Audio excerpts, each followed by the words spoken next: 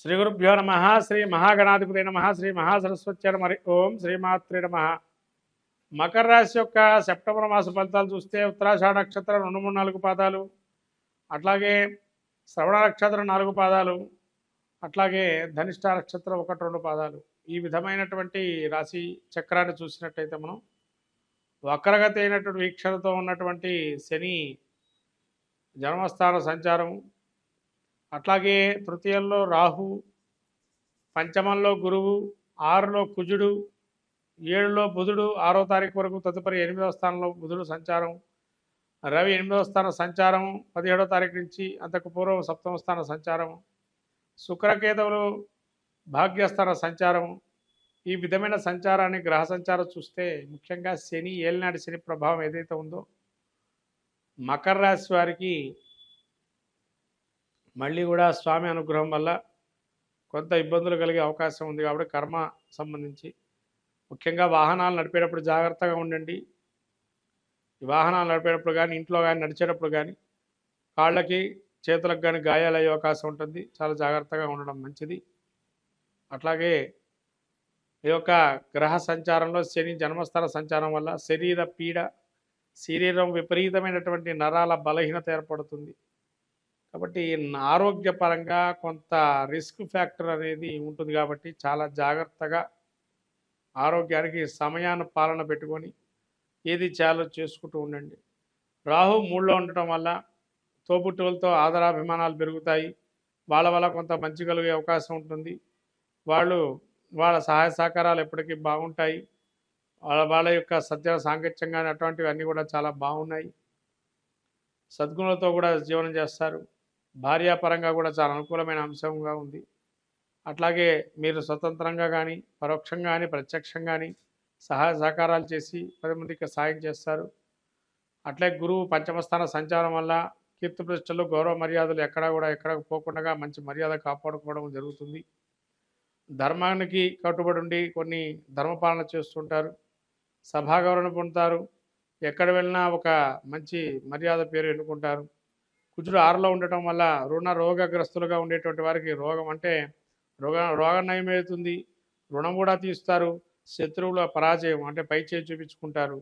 ఇటువంటి మకర రాశి చాలా మంచిదైనటువంటి ఫలితాలు పొందుతున్నారు. అట్లాగే బుధుడు అష్టమస్థాన సంచారం వల్ల మంచి బుద్ధిబలాన్ని, సమయపాలనని, విద్యాధిక్యత ఇవన్నీ కూడా చాలా బాగున్నాయి.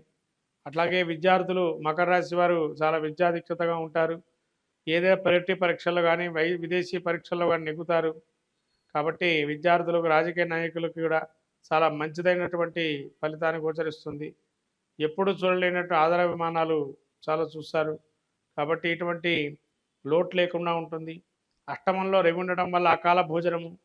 కాబట్టి మీ చుట్టుపక్కల ఉండేటువంటి వారు కానీ, రాజ్యాంగం సంబంధించినటువంటి ప్రభుత్వం సంబంధించిన వ్యవహారాలు కూడా జాగ్రత్తగా ఆకతాయిగా వ్యవహరించకుండా కొద్దిగా చూసుకొని అవడం మంచిది. మీ పేరు చెప్పి మిమ్మల్ని మోసం చేసే అవకాశం ఉంటుంది. కాబట్టి జాగ్రత్తగా ఉండడం మంచిది.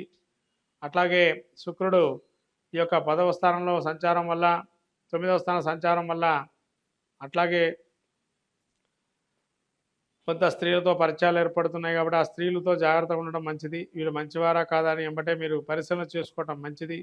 కేతు 9లో ఉండడం శుభకార్యాచరణ, యజ్ఞాగాదులు పాల్గొనడం వల్ల, దీక్షల్లో పాల్గొనడం వల్ల అట్లాగే చాలా మర్యాదలుగా ఉంటాయి. ఏదైనా ఒక మంచి యజ్ఞాగాలు పాల్గొనడం వల్ల మంచి చేకూరుతుంది. కథా కాలక్షేపాల వల్ల మంచి జరుగుతుంది. జ్ఞానాన్ని పొందుతారు మంచిగా, ఎటువంటి ఇబ్బందులు లేకుండా. అట్లనే శుక్రుడు 10వ స్థాన సంచారం వల్ల రాబోయేటువంటి 18వ తారీఖు శుక్రుడు అనుకూలంగా ఆనందాన్ని, పరవశాన్ని, స్త్రీ సౌఖ్యాన్ని అనేకమైనటువంటివి ఇస్తున్నారు. కాబట్టి శ్రమకు ఫలితాన్ని పొందుతారు. కాబట్టి ఇటువంటి అన్నీ కూడా చాలా మంచిదైనటువంటి ఫలితాలు గోచరిస్తున్నాయి సెప్టెంబర్ మాసంలో మకర రాశి వారికి. ఈ రాశివారు ఇంకా మంచి ఫలితాలు పొందడానికి వెంకటేశ్వర స్వామి గుడికి వెళ్ళటం, విష్ణుమూర్తి గుడికి వెళ్ళడం, విష్ణు సహస్రనామం పాలన చేయటం, విష్ణు సహస్రనామంతో పాటు వినడం, ఇటువంటి చేయడం వల్ల చాలా అద్భుతమైన ఫలితాలు పొందుతారు. గణపతి నవరాత్రులలో ముఖ్యంగా ఈ యొక్క మకర రాశి వారు గరికను సమర్పించడం, బెల్లం ఉండలు, బెల్లము నువ్వులు కలిపినట్టు దంచినటువంటి ఉండల్ని నైవేద్యంగా పెట్టి స్వామికి, వినాయకుడికి 10 మందికి పంచిపెట్టడం వల్ల మంచి సత్ఫలితాలు పొందుతారు. నువ్వులతో చేసే పదార్థాలు ఏవైతే ఉంటాయో స్వీట్ చేసి నైవేద్యంగా పెట్టడం మంచిది.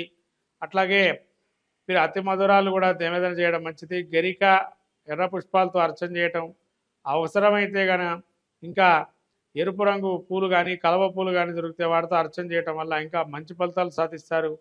ముఖ్యంగా గణపతి నవరాత్రులలో ఈ యొక్క ప్రతిమా దానం చేయటం, ఏదైనా ప్రతిమలు తయారు చేసి దానం చేసినా కూడా చాలా మంచి ఫలితాలు గోచరిస్తాయి మకర రాశి వారికి.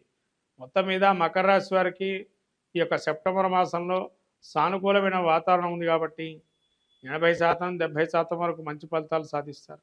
అందరికీ నమస్కారం. రాబోయే వినాయక చవితి, ఈ యొక్క వినాయక చవితుల్లో అందరికీ తెలిసినట్టు అంశం ఏంటంటే వినాయకుడు పృథ్వీ తత్వము. అంటే సృష్టిలో మొదలుకొని పృథ్వీతత్వం అంటే మనకు భూమి నుంచి ఉద్భవించినటువంటిది. భూమి అంటే ఎటువంటిది కూడా ఆకారం లేకుండా అమ్మ సృష్టి వల్ల పుట్టినటువంటి వారు వినాయకుడు. కాబట్టి ఈ వినాయక నవరాత్రులలో ఎవరైనా కూడా వినాయకుడు అర్చన తర్పణ ప్రియ అన్నారు. అంటే ఒక్కరికి ఒక్కొక్కటి ఇష్టం ఉంటుందండి ప్రతి ఒక్కరికి కూడా. అట్లాగే ఈ భాద్రపద మాసంలో వచ్చేటువంటి వినాయక చవితిలో చాలా అద్భుతమైనటువంటి నవరాత్రులు. ఏది మొదలుపెట్టినా తలపెట్టిన కార్యం జయం సాగించేటువంటిది వినాయకుడు కాబట్టి సర్వ విఘ్న హరం దేవం సర్వ విఘ్న వివర్జితం సర్వ సిద్ధి ప్రదాతారం వందేహం గణనాయకం అన్నారు. మనకు శ్లోకం చెబుతుంది. అట్లానే భవసంచిత పాపాగ్నం విధ్వంసర విచక్షణం విఘ్నాస్వర వారంభంజే విఘ్నరాజమహం భజే అన్నారు. భవిష్యత్తు వర్తమానాన్ని అన్నీ తెలిపేది విఘ్ననాయకుడే. పురాణాలు ఇతిహాసాలు రాసింది మహాభారతాన్ని కూడా వినాయకుడి స్వరూపంలో వ్యాసుల వారు అక్కడ మానాలో మనకి ఆ గుహలో కూర్చోబెట్టి వినాయకుడితో అన్ని కూడా పురాణాలు మహాభారతాన్ని రాయించారు. అంతటి ఆ యొక్క గణపతి యొక్క నవరాత్రులలో అంతటి విధ్వాసార విచక్షణం, ఎటువంటి విఘ్నాలైనా అన్నీ ధ్వంసించగల శక్తి సామర్థ్యం ఉన్నవాడు వినాయకుడు ఒక్కడే. భవసంచిత పాపాగ్నం అంటే భవిష్యత్తులో కానీ సంచితం వర్తమానంలో కానీ భూతం అంటే పోయినటువంటి కాలంలో ఉన్నటువంటి దోషాలు ఏవైతే మనం తెలుసో తెలియకో చేస్తున్నామో దాన్ని అంతటా పటాపంచలు చేసి మళ్ళీ మనకు మంచి అపూర్వమైనటువంటి ఫలితాన్ని ఇచ్చేది ఈ వినాయకుడి యొక్క అనుగ్రహమే. అందుకనే స్వామివారికి వరసిద్ధి వినాయకుడని, సిద్ధి బుద్ధి సమేత వరసిద్ధి వినాయకుడని కూడా పేరుగాంచాడు ఇక్కడ. అంటే ఇక్కడ ఏమండి వారు మరి వివాహం జరిగిందా, మనకు వివాహం జరగలేదు కదా అని అనుకుంటాం. వినాయకుడికి వివాహం జరిగిందా లేదా అనేది పక్కన పెట్టండి, మనకు అనవసరమైన చర్చ కాదు. ఇక్కడ ఏంటి అవసరమైన చర్చ ఏంటంటే వినాయకుడు అనుగ్రహం కలిగితే మనకేం కలుగుతుంది అంటే సిద్ధి బుద్ధి. అమ్మవార్లు ఎవరంటే ఆయన ఒకరోజు వినాయకుడట పార్వతీ పరమేశ్వరుడు చెప్పాట, విఘ్నాధిపత్యం నాకు ఇచ్చారు కదండి నాన్న, నేను వెళ్ళి తపస్సు చేసుకుంటాను అన్నట పరమేశ్వరుడితో వినాయకుడు. సరే అని చెప్పి పంపించేశారు. వినాయకుడు తపస్సు చేసుకుంటూ వెళ్ళాడు. ఎప్పుడైతే వెళ్ళాడో వినాయకుడు ఫస్ట్ దేన్ని చేపట్టాడు అంటే బుద్ధి కుశలత ఎక్కడ చేపట్టాడంటే ఎక్కడైతే పార్వతీ పరమేశ్వరులకు ప్రదక్షిణం చేశాడో అక్కడ బుద్ధిని చేపట్టాడు. అంటే బుద్ధి ఉంటే ఏం కలుగుతుంది మనకి, మంచి ఆలోచన శక్తి వల్ల ఏదైనా సాధించగలుగుతాము అనేది ఫస్ట్ వినాయకుడు మనకు అక్కడ చూపించాడు. అదే బుద్ధిదేవి అని. బుద్ధి మళ్ళీ సిద్ధి, మనం ఆలోచన చేశాము, తగిన కార్యం నెరవేరింది, వెంటనే మనం కోరుకుంటాం కదా, ఏమంటే ఫలానా కార్యం జరగాలని స్వామిని కోరుతున్నానని. సిద్ధి పొందటానికి ఏం చేయాలా, ఆయన్ని ప్రత్యక్షం చేసుకోవాలి. అంటే కార్యం అయిపోయింది అని అంటే ఏమైనా సిద్ధించినట్టే కదా, అది సిద్ధిదేవి. కాబట్టి సిద్ధి బుద్ధి సమేత వరసిద్ధి వినాయకుడుగా ఈ నవరాత్రులలో ఏదైతే జరుగుతున్న నవరాత్రులలో ఈ యొక్క స్వామికి జరిగినటువంటి నవరాత్రులలో ఎంత శక్తి అయితే అంత శక్తి మేరకు మనం పూజ చేసుకున్నట్లయితే అర్చన చేసిన దానం ధర్మం నైవేద్యం ఏదైనా కూడా స్వామి అనుగ్రహం కలిగి అన్ని కార్యాలు సిద్ధిస్తాయి. అందుకని ద్వాదశి రాశి ఫలితాల్లో కూడా ఈ వినాయక చవితి గురించి మనం చెప్పుకోదగిన సూచన ఉంది. కాబట్టి ద్వాదశ రాశి ఫలితాల్లో వినాయకుడి యొక్క అనుగ్రహాన్ని కూడా పొంది అందరూ ఈ యొక్క సర్వజన మానవాళి కోటికి సర్వసిద్ధిలు పొందించేటువంటిది, సర్వ కార్యాలు నెరవేర్చేటువంటిది, సర్వ విఘ్నాలు హరింపజేసేటువంటిది, సర్వ కార్యాలు శుభకార్యాలు పరంపరగా ఉండేటువంటిది. దాని ద్వారా మనకేమొస్తుంది అంటే వృద్ధి ఇంకా మనకు సిద్ధి. రుద్ధిదేవి కూతుర్లట. అంటే వినాయకుడు ఎప్పుడైతే సిద్ధి బుద్ధిని పొందాడో మనకేమొస్తున్నాయి దానివల్ల అంటే వృద్ధి అంటే గ్రోత్ రేట్ పెరగటం. వెంటనే పెరుగుతాయి కదా మనకి ఏదో విధంగా, అది గ్రోత్ రేట్, అది వృద్ధి అంటారు. అంటే కూతుర్లు అని చెప్పంటారు. వృద్ధి. ఇంకొకటేమో రిద్ధి. రిద్ధి అంటే ఏంటంటే సకల కార్యములందు కూడా అరిష్టాలు తొలగింపజేసేది రిద్ధి. రిద్ధి, వృద్ధి. అందుకనే మీరు సంతోషి మాత గురించి తెలుసుకున్నట్లయితే ఇవన్నీ కూడా అందులో ఉంటాయి. శుభము, లాభము, కొడుకులు అని చెప్పంటారు. కాబట్టి ఇవన్నీ కూడా వినాయకుడి యొక్క అనుగ్రహం వల్ల సకల కార్యాలు అందరికీ నెరవేరుతాయి. కాబట్టి ఈ వినాయక చవితికి అందరూ కూడా ఓం గం గణపతే నమః అనే మంత్రాన్ని పఠిస్తూ ఈ వినాయకుడి యొక్క అనుగ్రహాన్ని పొందొచ్చు.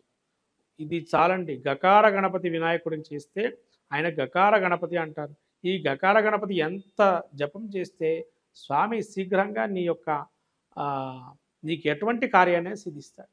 కాబట్టి ఈ యొక్క గం గణపతే నమః ఏదైతే మంత్రం ఉందో ఈ వినాయక చవితిలో ఎంతవరకు అంటే అంతవరకు జపం చేసుకోవటం వల్ల మంచి సాధిస్తారు. స్వామి అనుగ్రహం కలుగుతుంది. మంగళం మహత్ శుభం భూయా.